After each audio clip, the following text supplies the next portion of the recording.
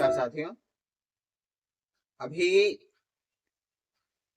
2 दिन पहले ही बिहार विधानसभा में जो चुनाव हुए हैं उनके नतीजे आ गए हैं। एनडीए गठबंधन को जो है वहां पर बहुमत, या हम कह सकते हैं कि बहुमत से भी बहुत ज्यादा सीटें जो है उनको मिली हैं, प्राप्त हुई हैं। और एनडीए गठबंधन जो है वहां सरकार बनाने जा रहा है। 1-2 दिन में सरकार गठन की प्रक्रिया वहां शुरू हो जाएगी और सरकार बन जाएगी। एक नई सरकार जो है वहां शपथ लेगी बिहार में। अब यहाँ पर कुछ लोगों को शायद ना समझ में आ रहा होगी कि गठबंधन मैंने शब्द क्यों प्रयोग किया। मैंने ये क्यों नहीं कहा कि बीजेपी जीती है, कांग्रेस हारी है, या जनता दल यूनाइटेड जीती है और राष्ट्रीय जनता दल हारा है। मैंने गठबंधन शब्द का प्रयोग क्यों किया, तो इसके लिए आप मेरे पीछे वीडियो देख सकते हैं जिसमें मैंने बताया हुआ है कि आखिर गठबंधन क्या होता है।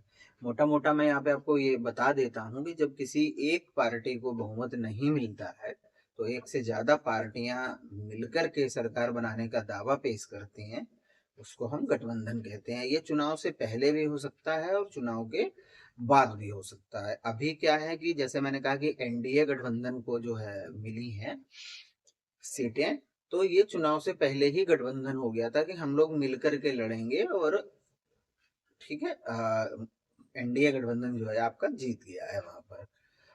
तो ये बात हो गई। अब इस मुद्दे से वीडियो शुरू करने का जो उद्देश्य था वो ये था कि मैं आप लोगों को ये बताऊं कि आखिर राज्य स्तर पर, मैंने कहा कि एक बिहार में नई सरकार बनने वाली है, बिहार में सरकार का गठन होने वाला है और वहां एक नई विधानसभा का भी गठन होगा।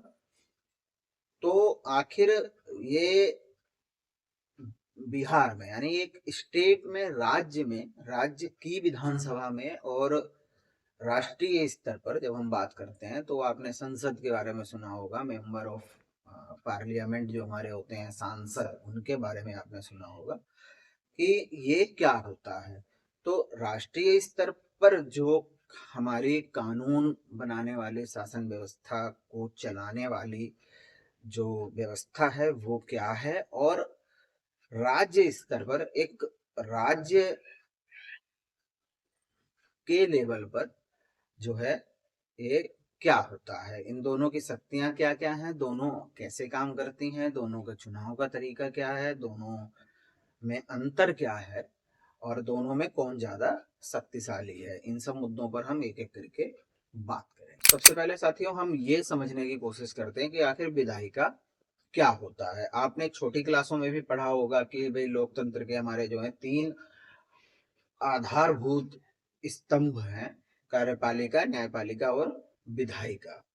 विधायिका का काम है कानून बनाना, कार्यपालिका का काम है उन कानूनों को लागू करना और न्यायपालिका का काम है कानून के शासन को सुनिश्चित करना और कानून के अनुसार लोगों को न्याय देना अगर कहीं पर किसी को ये लगता है कि उसके साथ अन्याय हुआ है या कोई कानून जनहित के लिए बनाया गया है और अगर हम उसको उसका वायोलेशन करते हैं तो न्यायपालिका हमें दंड देती है। जैसे आपको पता ही है कि जी, चोरी कर ले तो इतने साल की सजा हो जाएगी या इस तरीके की चीजें।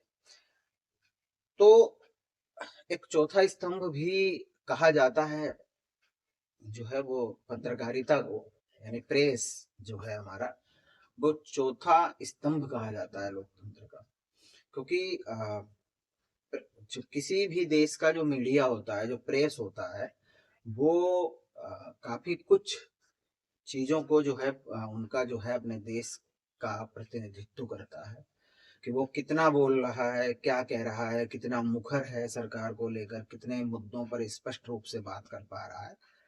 तो जाहिर सी बात है कि जहाँ का मीडिया को ये फ्रीडम होगी और जो जहाँ का मीडिया ये इतने स्पष्ट तरीके से बात कर सकता है, वहाँ ज्यादा लोकतंत्र है, लोकतांत्रिक व्यवस्था ज्यादा है। अब अगर आप चाइना में जैसे देखिए, वहां पर नहीं है मीडिया बोल सकता है, उनके मीडिया की सिर्फ उतनी ही खबर बाहर आती है जितनी सरकार चाहती है ना। इन सब के बारे में पहले भी मैंने बताया, सेंसरशिप क्या होती है, सरकार कैसे डिसाइड करती है, वगैरह वगैरह। तो ये चीज हो गई। तो अब हम आ जाते हैं वापस अपने मुद्दे पर, विधायिका। विधायिका का काम है कानून बनाना। जैसा कि आपको पता है भारत में संघीय शासन व्यवस्था है, इसके ऊपर भी मैंने वीडियो भी है, आप देख सकते हैं। और यहाँ पर दो तरीके से शासन चलता है, एक राज्य स्तरीय व्यवस्था है, एक केंद्र स्तरीय व्यवस्था है। तो केंद्र स्तरीय जो व्यवस्था है उसमें शासन चलाने के लिए दो सदन हमारे पास हैं जो कानून बनाते हैं, विधायिका जो है, लोकसभा और राज्यसभा। राज्य स्तर पर व्यवस्था होती है, एक विधान मंडल होता है, विधानसभा जिसको हम कहते हैं, और कुछ राज्यों में विधान परिषद भी होती है, यानी वहां दो सदन भी हो सकते हैं और एक सदन भी हो सकता है। लेकिन राष्ट्रीय स्तर पर दो सदन, द्विसदनीय व्यवस्था ही है। जो हमारा पार्लियामेंट्री सिस्टम है उसमें दो सदनीय व्यवस्था ही है, राज्यसभा और लोकसभा। अब ऐसा क्यों है कि राज्य में एक सदन भी हो सकता है और दो सदन भी हो सकता है, इसके बारे में हम वीडियो के आखिर में बात करेंगे। तो जो राष्ट्रीय स्तर पर है वहां पर दो सदन होते हैं, लोकसभा और राज्यसभा। आपने सुना भी होगा, आपको पता भी होगा कि भाई सांसद, तो सांसद शब्द का इस्तेमाल जो है दो दो तरीके के लोग करते हैं। एक है वो लिखते हैं अपने आप को कि सांसद लोकसभा, और सांसद राज्यसभा।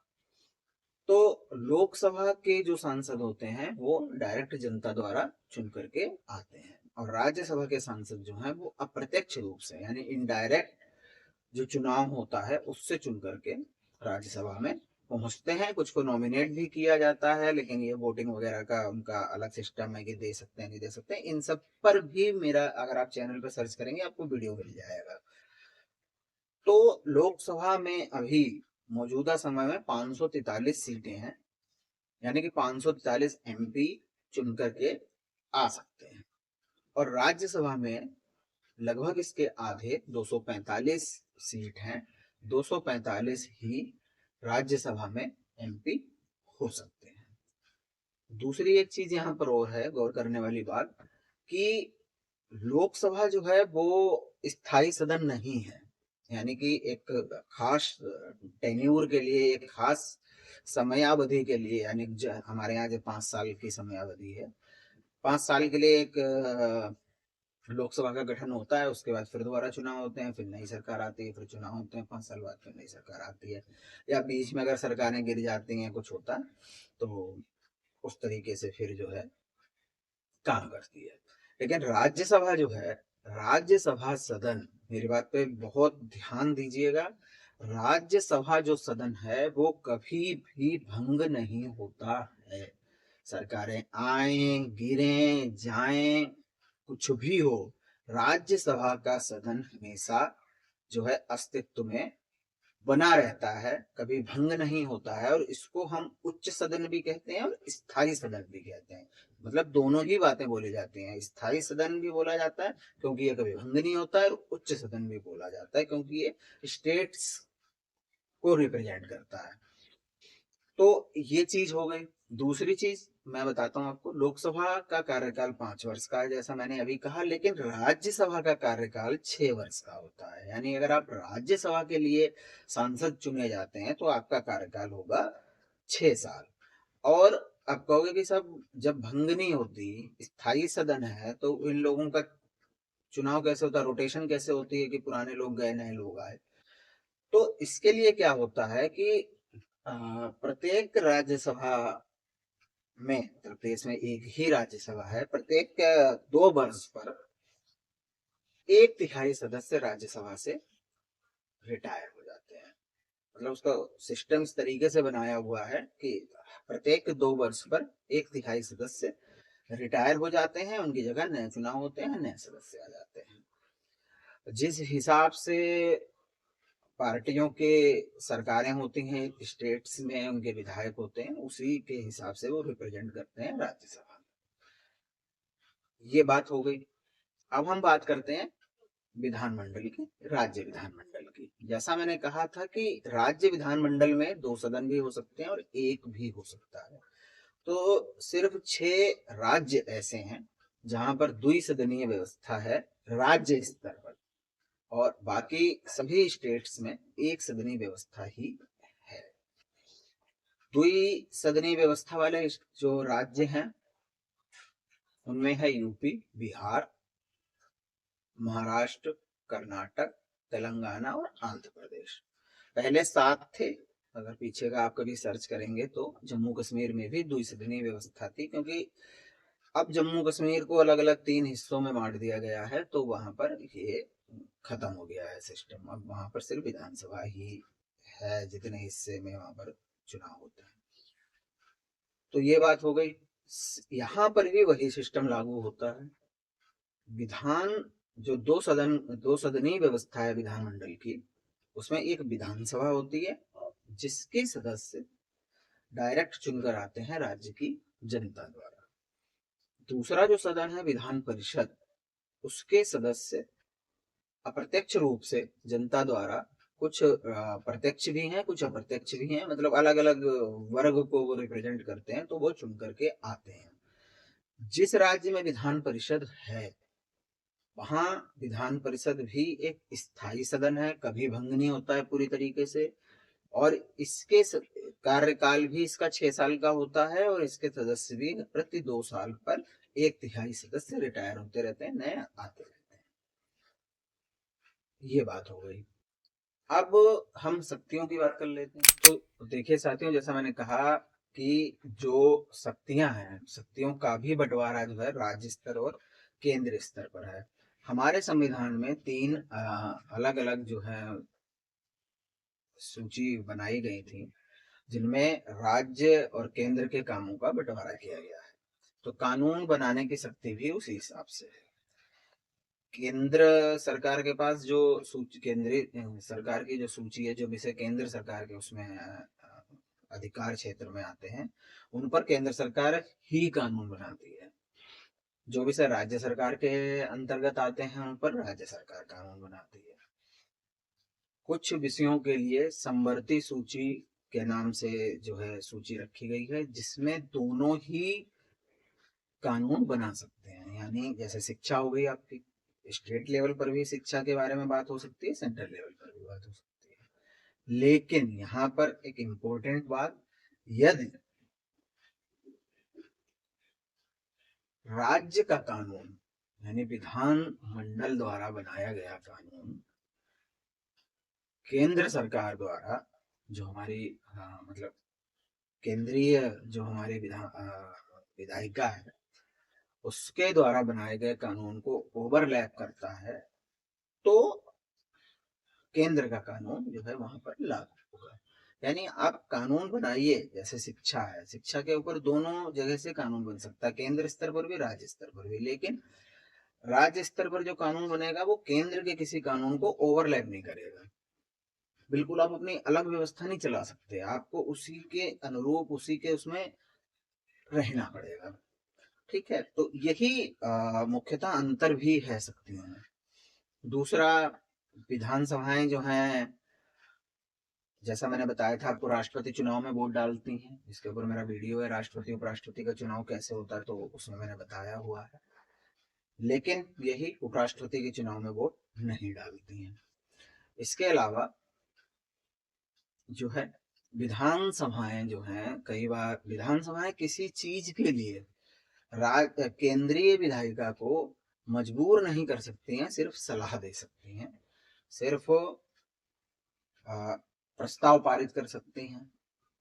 तीसरी चीज, जब संविधान में संशोधन की नौबत आती है, तो मैंने बताया हुआ है आपको कि संविधान संशोधन कितने प्रकार से होता है। तो उसमें जो सबसे कठिन वाला प्रकार है, यानी कि बिल्कुल बहुत ही ज्यादा कुछ ऐसा संशोधन करना हो संविधान में, तो हमें दोनों सदनों के 2/3 यानी केंद्रीय स्तर पर दोनों सदनों के 2/3 बहुमत के साथ साथ राज्य विधानसभाओं का भी 2/3 राज्य विधानसभाओं का बहुमत भी चाहिए होता है। तो वहां पर ये वोटिंग होती है, वोटिंग कर सकते हैं अपना। बाकी अपना अपना काम है दोनों का, अपनी अपनी जगह पर दोनों काम करते हैं।